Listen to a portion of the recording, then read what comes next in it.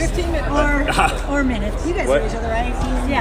Ian. Yeah, we started talking a while ago. Leigh, so Judy joined Discussing the Truth in 2018, and she said November 14th was a date, Judy, and that's an important date for you. Yes, it is. It's the anniversary of when I got my PhD, defended my PhD, November 14th, 1991. That's amazing. So what's wild is that on November 14th, she called in. I was using a studio in Wynwood Radio in Wynwood, Miami. That's when I started the program. She called in, whatever. And do you remember saying this, Judy? You said, and this is harsh, Leigh. She says, America needs a revolution. America needs a revolution. You remember saying that, Judy? Yeah. This was 2018. Well, because we were seeing all the injury from, they killed my mom with a flu shot for Prevnar. She got AFib. That's what I'm saying. They know this. And now they're giving it at the same time. And you're giving them live influenza vaccines, and then they're still loaded with the animal virus. SARS is in the flu shot. So we knew the flu shot caused COVID. And that there are 4 or 5 coronaviruses in the flu shot.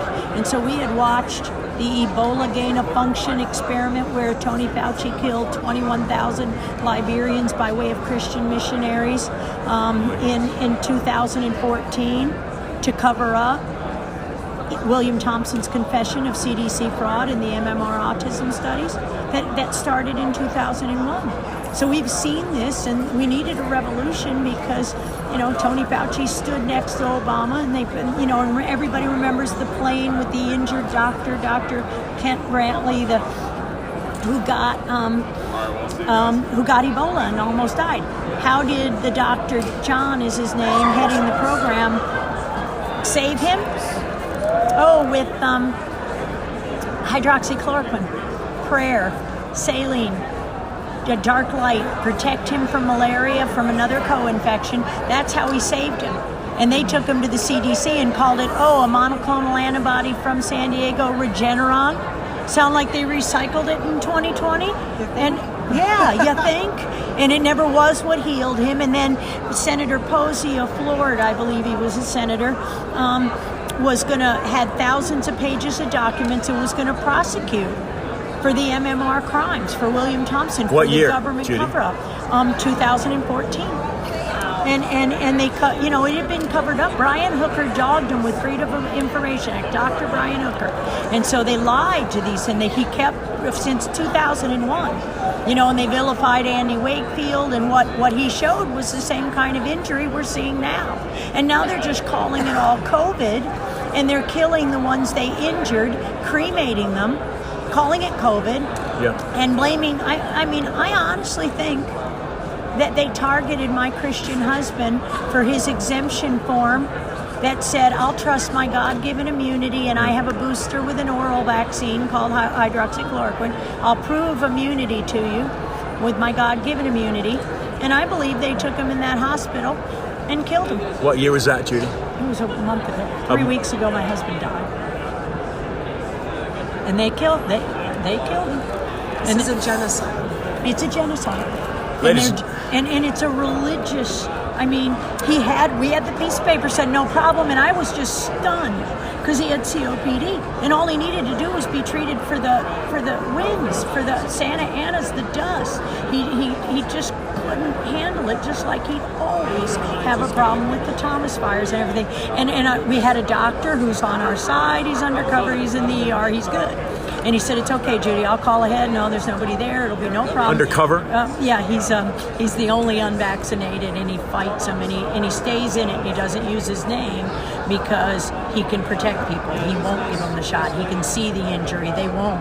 The doctors there won't show the adverse events. They're just, and I didn't know till I listened I was on a couple of planes this week, and I didn't know until I listened to Bobby Kennedy's new book, The Real Anthony Fauci, that if you can kill somebody with remdesivir in 3 days and it'll look like COVID. So what they tried to do, and only God, nurses, this doctor, we kept saying no.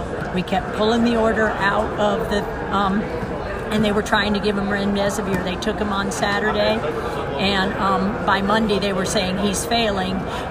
You have to put him on palliative care, basically murder him. And they're murdering people with fentanyl and morphine drips. And I said, I'm not going to do that. And grace of God, I got in that room, walked in there. Dr. Lori over here, she phoned me and she said, don't move. The police are out here. Don't move. Don't leave that room. I'm a camel, she calls me. So thank God I don't need to eat or drink. And I stayed awake the next 40 hours and loved that man right back to life. He was scared to death. He sat up, he ate, he waved to his son. He said he was going to come home Thursday, December 1st. And I woke up in the middle of the night, fell asleep, relaxed enough that he was going to be okay. He was breathing on his own. Woke up in the early morning, like 4:30, and he's yanking at the thing on his face, which is called a BiPAP machine. They told me he stopped breathing in the night, and they cranked it back to full oxygen. Lori wrote a text that basically said, fuck, they'll kill him. It's too much. You burn lungs out that are already COPD. He'd gotten himself back to the place. So that level of stress or whatever happened in the middle of the night, and we trust God. So this is, I'm believing my husband was supposed to die on December 1st, but I'm believing that I got in there because God wanted to. God was right there. That man sat up, ate, and was going to go home. His lungs were clear, and he went into AFib, atrial fibrillation. You could watch the thing. Had a major heart attack, and died later that night. And when I got his clothes, his heart medication was in the closet. They weren't even giving him his heart medication. They were starving him. Yeah, they killed him. And I believe they killed him because of his Christian. I'll trust my God for my immunity, and we're going to call it COVID. And I'm going to fight it. I'm filing criminal charges, and we got enough data to do that. I had to work hard to find a pathologist to do an autopsy, and I'll prove to you there's not one shred of SARS-CoV-2 in that man, and that what killed him was denial of his medication, and probably the vaccinated shedding that deadly spike protein, that deadly virus on him, for those first few days. Ladies and gentlemen, I'm joined by attorney Leigh Dundas and Dr. Judy Mikovitz. And folks, Cody, come on over. This is George. Greg. Would you grab Greg? Again, attorney Leigh Dundas joins me with Dr. Judy Mikovitz, and we've got two pilots that Leigh has brought with her.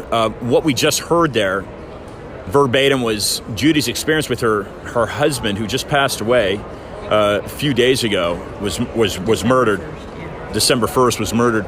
Leigh, update listeners as to what's going on here. Now you're bringing up religion, and Dr. Mikovitz, this is your third time joining the program. I can't agree with you more, and I can give my background on where I think this is coming from. Leigh, I believe you said this is a genocide. Gentlemen, please sit down. I think it is a genocide. And I said that loud and clear on Clay Clark's stage a week ago in Dallas, Texas. I actually had a graphic designer make a collage of every dead child and athlete that I knew of. And that thing ran on 4 different jumbotrons and in a complete electronic screen that was behind the stage. And the reason I sound like Kim Carnes, whatever her name is, right now is I took the microphone and for 20 solid minutes I screamed. I said, this is a genocide. You cannot train your military in Australia to hunt down women and children in Aboriginal communities in Australia. You cannot train people in Canada to do the same thing to the First Nations Saskatchewan people. That we've done this before in history. We can do better now. We need to learn from history. This is nothing other than a genocide. And unfortunately, I got off that stage and I learned a whole other facet of this Rubik's Cube. What we're doing to our military right now is horrendous, as you well know, Ian, but what we're doing to our pilots is equally horrendous. There is a federal aviation regulation codified at section 14 of the Code of Federal Regulations at 6153, and it says you cannot medically clear a pilot when they have non-approved, not FDA-approved medical agents in their system. And what are we doing right now? We've seen multiple airlines, from United to Frontier to Hawaiian, mandating this jab There's not a single FDA-approved vaccine available on the market right now in America. Everybody's confused by that. And the Comirnaty vax, that's not something you can commercially get. So what we're saying, long and short of it is, we've got thousands, if not hundreds of thousands of pilots up in the air right now, flying around with, a vaccine that couldn't make it through the animal studies without killing every ferret in it. And the reason they actually say in their own regulations, I'll read it to you, they say, the reason you're not even supposed to fly with newly approved FDA products that have been approved less than 12 months ago, and of course right now we're flying these guys with wholly unapproved products, is because they generally require at least 1 year of post-marketing experience with the new drug before consideration for aeromedical certification purposes. These pilots need to be certified to fly medically, right? This observation period allows time for uncommon but aeromedically significant adverse effects to manifest themselves. Well, guess what happened? They ignored their own damn regulations. They're flying these guys, mandating in many cases that they get the jab. And what are we seeing? We're seeing aeromedically significant adverse health events turn on. I am talking people have died. I am talking people have gone blind. I'm talking people who've had strokes, who've had heart attacks. And I'm sitting right here with pilot Cody Flint, who was literally behind the controls of his plane when he essentially blacked out. He'll tell you himself, and I'll give up the microphone here, he has zero memory of landing that plane. And I have another pilot with me today from another major carrier, from a major carrier that also... Commercial big carrier, you'd know the name, we're not going to name it, but you would know the name, and also had significant adverse health consequences turn on post-vaccination. So what Bobby Kennedy, Attorney Tom Rentz, Attorney Mary Holland from Children's Health Defense, me, Peter McCullough, renowned cardiac expert, Judy Mikovitz has been joining us today. We sent a 10-page letter to the FAA. It's literally getting couriered to them as we speak, saying you need to start abiding by your own federal regulations. You pass these rules to ensure not just pilot safety, but the fact that all of us who are behind the cockpit doors, behind them, trusting that they're medically okay, that we can do this, that we can get on a plane safely and get off that plane with our kid and our spouses in hand. And right now what you're doing is playing a game of giant Russian roulette, betting the farm on the fact that if somebody strokes out, you've got a second pilot in the cockpit. Well, I am here to tell you, and they can tell you more than that, there are times when only one pilot is flying that plane, actively flying it. You're coming for a landing 200 or 300 feet above LAX's tarmac, and suddenly you got a guy with a tonic-clonic seizure, which is what killed American Airlines pilot Will Wolf. It started with that, then he ended up in ICU, then he ended up dead. You got a seizing pilot, all he needs to do is jerk hard on the stick, on the yoke, you're clipping a wing, and you've got now 400 people on a Boeing 737 cartwheeling down the runway at LAX. The FAA needs to get off the couch. They need to quit sweeping this under the carpet. And they and all of the major carriers need to understand this is not a joke. You were put in place, the FAA, to ensure the public safety. And we are going to hold your feet to the fire on this, because right now all you're doing is jeopardizing it by not following your own regulations. And with that said, I'd like to turn the microphone over to Cody Flint, who's a pilot, flies small planes in Mississippi, and he can tell you exactly what happened to him. I've got the shot, first dose of Pfizer, February 1st. Immediately developed a severe headache. Over the next 24 hours, it kind of moved from a headache to like a severe burning sensation is the best way I can figure out how to put it, in the back of my neck. And really felt like I had been drinking. Got the shot Monday, February 1st. I had my first flying job to do February 3rd. 2 days later, took off. Should be about a 3-hour job. Immediately after taking off, I realized it was more than a headache. I had tunnel vision. In hindsight, I should have stopped immediately. I thought I could fight through it, then go to my family doctor, when I get done. Hour and a half, 2 hours into the flight, tunnel vision just kept getting tighter and tighter. The headache just got worse and worse. Pulled the airplane up to turn around one time, and both main ears ruptured. The best way I know to describe it is like a bomb went off inside my head. Immediately just slumped over in the seat, couldn't control my arms, hands, really almost couldn't see. It was just, on the verge of blacking out for sure. What kind of aircraft were you in? It's a crop duster air tractor, so it's a single-seat airplane. It's the largest single-engine airplane ever built. So it's big, it's heavy, it's going to make some problems if it hits the ground in an uncontrolled way. That's for sure. And he doesn't fly with a co-pilot. Right. So if he's unable to land his plane, it's all over. I actually tried to land on a highway, that was underneath me because I wasn't sure how long I would be able to keep it together. Too many cars coming, so I just kind of flew down the edge of the highway. So if I did just completely black out and go into the ground with it, I wouldn't be alone and just burn up by myself 10 miles away from everybody. This happened when? February 3rd, 2 days, 48 hours after the shot. Ended up making it back to our home base airstrip.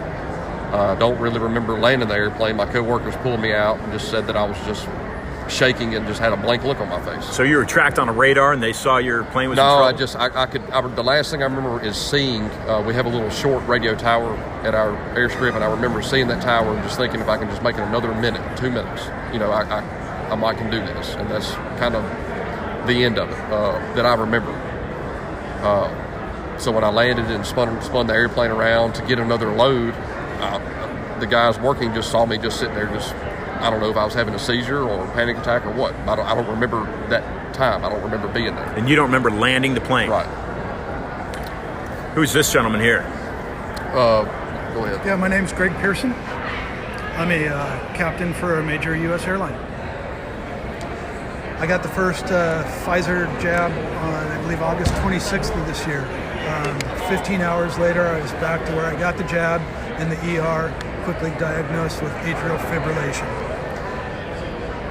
They were able to stabilize me. I was sent home the same day, still in AFib, through medication. I quickly stabilized, and I have been ever since. The repercussions are that I can no longer pilot a commercial aircraft, as I've lost my medical certificate. I have to prove, anytime you have a heart condition, obviously they don't want you to fly in an airplane. So I have to prove through all this rigorous testing that I'm fit to fly again. And I've gone through most of it. It's been successful. I still have a few more hoops to jump through, but it's still going to be a long road ahead. Why are you speaking out against this vaccine? Because I'm aware of a lot of my I've had people in my airline who have succumbed from this condition, that they, after receiving the vaccine, from complications or issues directly related to it. I'm aware of numerous people through colleagues at different airlines. Everybody's got stories of people that have had issues directly themselves, with people coming to work with crushing chest pains or headaches, and shortly after receiving the vaccine. There's so many stories out there. So you combine that with what the severe repercussions, as Leigh was saying, what if I'm coming into land and, AFib for me is directly related to the possibility of having a stroke. I could have stroked out. I fly a little bit different airplane with a joystick. I could have just pushed that thing over so quick, and the guy next to me wouldn't have a chance to stop that airplane from crashing. There's no chance there's just none. So we have to speak out because it's being suppressed. I know for a fact that Pete Buttigieg knows what's going on.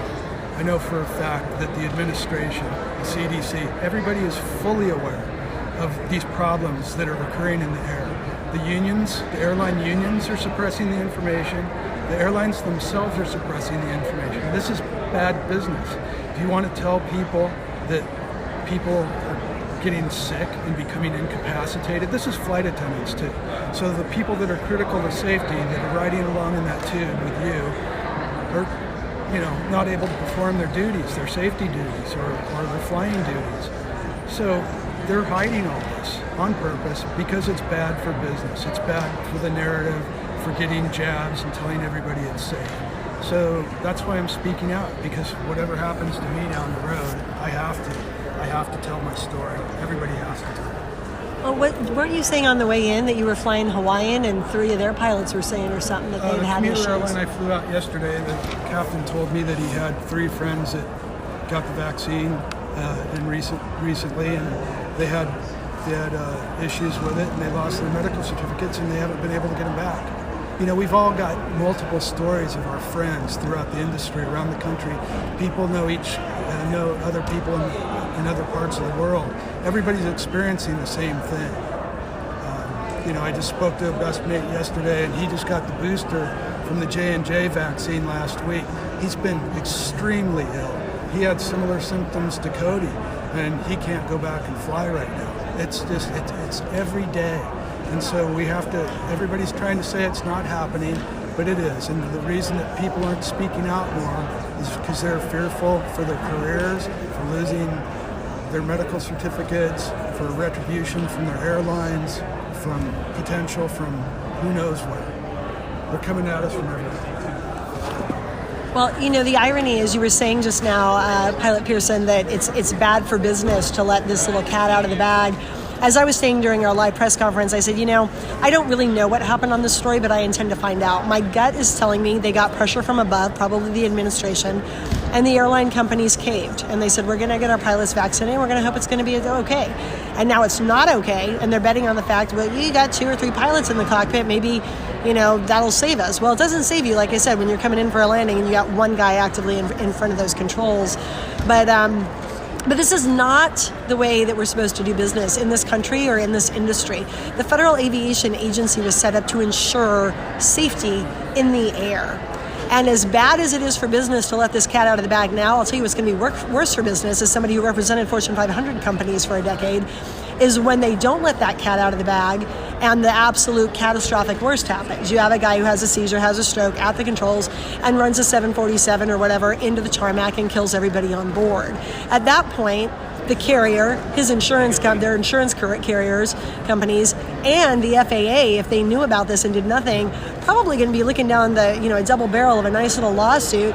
And just on the, you know, if you look at the Boeing 737 issue from earlier this year, they estimated from the Ethiopian and Lion Air crashes that the American lives lost, it's sad to say this, but there's lawyers know this, accountants know this, insurance guys know this, there's a per price head on people when they go down. It's a $2 to $3 million hit per American life. You multiply that times 400 people on a big airplane, you're looking at $1 billion issue, and that's just straight damages. That's not including punitives if they knew about it and they covered it up, and it's not including what the DOJ may do if they get involved. The Department of Justice is charged with ensuring that the federal regulators are doing their jobs and that all the players in the aviation industry are doing their jobs. And what we saw in January of this year is the Department of Justice came out and hit Boeing hard for their 737 MAX issue because they had covered it up. 2 of the guys at Boeing had been responsible for not letting that cat out of the bag, and then people died. And what they said when they were doing their own little presser on this is, you cannot countenance misleading statements, half-truths, and omissions, or be less than fully transparent in an industry where the stakes are this high. These people aren't making rubber duckies. These people are flying airplanes around that are full of innocent Americans, mommies, daddies, grandparents, and little kids. They went on to say, and I quote, "The public should be confident that government regulators are effectively doing their job, as safety is of paramount importance in the commercial aviation industry." So I got a question for this industry right now. Are you ensuring innocent Americans' lives and safety, or are you sweeping something under the carpet that you shouldn't be sweeping under the carpet? And by the way, if you're doing that, go take a hard look at the Ford Pinto case. There's a smoking gun memo in the Ford Pinto history that was finally found by lawyers where their guys had said, yeah, we know we have a little problem with these rear placed engines exploding, and we should probably recall the Pinto, but that'll cost this much. It'll be cheaper to just let people die and pay off their families. It was the beginning of and the end of Ford when that memo was uncovered. So I don't know what the FAA and the commercial airlines are going to do in response to the 10-page letter that Bobby Kennedy and me and Peter McCullough and all these other military guys, you know, who've been 5 times deployed and have Purple Hearts to their name, and our flight surgeons, what they're going to do when they receive that today. But I can tell you what they should do. They should not do what Ford did in the Pinto case. They should not do what Boeing did covering up the 737 MAX issues, and they should absolutely get out in front of this and re-medically certify all of their pilots. Put them through a D-dimer test to make sure they're not going to stroke out and have clotting issues. Put them through a cardiac MRI to make sure pieces of their heart aren't dying off. Pull troponin, which is the protein that is cast off by your heart when pieces of your heart are dying, and go do some EKGs and make sure that when you put these pilots on board an airplane, they are truly fit to fly. That's their job, and they need to start doing it and not allowing to happen what you just heard. Some closing comment. Greg Pederson, please, some closing comments for listeners. Yeah, I just, my sincere hope is that, you know, everything we've said today is to try not to perpetuate more fear and anxiety that the vaccine has done to people already. It's to make people aware of what's going on when you board an aircraft. Everybody has the right to expect that the pilots, as Leigh said, are fit to fly. That's incumbent on everybody. So everybody needs to know that that is not what is happening right now. That's what I want to come out of this. We need to get the information out there. Hopefully our voices will inspire other people to come forward and they can quit saying that this is happening. Thank you, Greg. Cody Flint, please, some closing comments for listeners. I have read multiple studies, some 10, 20 years old, that show pilots are at minimum 4 times higher risk of developing blood clots. That has got to be taken into account. While mandating this vaccine, trying to force this vaccine, you're already taking someone that is highly susceptible to blood clots, forcing something that is known to cause blood clots on them. And they're also responsible for 300 or 400 people at any given time. Someone is not making good decisions, educated decisions when it comes to this. It just does not make sense. And best case scenario, something happens to a pilot, they live through it, they can land the airplane, such as in my case. Well, then the FAA will take your medical from you, essentially voiding your pilot's license. So the government tells you the shot is safe. You do what the government asked you. It didn't fit you like it fit everyone else, so then the government takes your way to make a living. That's if you're lucky enough to not kill everyone on the airplane with you, including yourself. It's just not education is not being used to make these decisions. It is something much more than that. I firmly believe that. Leigh Dundas, please. Closing comments for listeners. This is a perfect storm right now, and what we're looking at is, in my humble best guess, a matter of time. Either the FAA gets out in front of this because we have put them on notice that this is happening in a letter that's going public right now, so that they can no longer say, "Oh, we didn't know this was happening." The commercial, carriers can't say they didn't know this was happening. But if they persist on this course, anybody who's older than 5 years old with a functioning brain in their head can tell you it's only a matter of time before a pilot doesn't pull out of it, like Cody Flint did, and does crash everybody on board into the ground. And that is frankly not what it should take for us to do the right thing here. What should happen is, this is a warning. We know what's going on. We're getting the factual evidence out there, and the federal regulators now have a duty to actually do their job, conduct an investigation, and remediate whatever this problem is. And if that means that you ground 50% of your pilots, I'm sure the pilots sitting next to me don't want me to say this, but I'm sorry, if that's what is necessary to ensure public safety, then that is what you do, and you pick up the pieces after that, because it is better than having even a single major airliner go down with innocent Americans on board who had a right to step on that plane after paying their fee for their ticket and think they were going to get to Dallas and not get to heaven instead, or 6 feet under instead. And what Cody and some of the other guys that you've talked to today are too shy to say, I'm going to say for them, this is, as he just insinuated, ripping people's lives away from them. This is a man who has 2 young boys.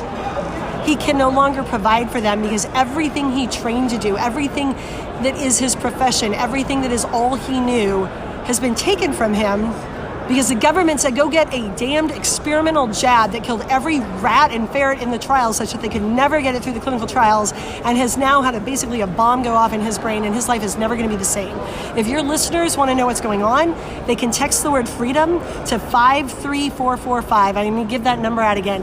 It is 53445, and if they text the word freedom to 53445, we're going to get them a copy of that letter. More importantly, we're going to get them a link so that they can donate, and those donations are going to pass 100% of those that we collect in the days after this are going to go straight back through to help people like Pilot Cody Flint, because it is not okay that these carriers and our government has said go do this and left these guys high and dry with no way to pay the bills for their family. Just not right. Leigh Dundas, thank you. Cody Flint. Thank you. Greg Pederson,